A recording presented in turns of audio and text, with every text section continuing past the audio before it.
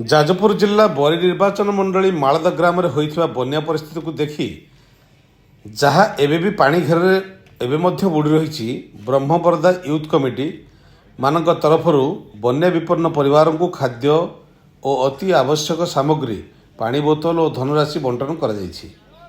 ବର୍ତ୍ତମାନ ସୁଦ୍ଧା ପ୍ରଶାସନ ତରଫରୁ ଏହି ଗ୍ରାମକୁ କୌଣସି ବିଶେଷ ସୁବିଧା ସୁଯୋଗ ଦିଆଯାଇ ନାହିଁ, ଯେଉଁଠାରେ ପ୍ରାୟ ଅଧିକାଂଶ ଗରିବ ଓ ମୂଲିଆ ଶ୍ରେଣୀର ଲୋକମାନେ ବସବାସ କରନ୍ତି ଓ ମଜୁରୀ କରି ନିଜ ପରିବାରର ଭରଣ ପୋଷଣ କରନ୍ତି।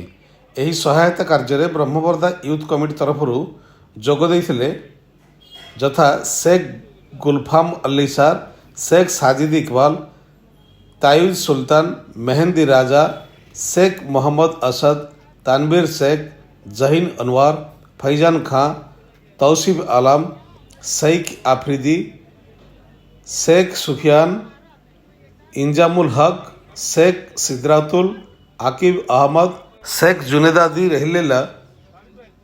जाजपुर जिला रसुलपुर ब्लॉक ब्रह्मबरदारू सफिक उजमा खां को रिपोर्ट, चाणक्य टीवी।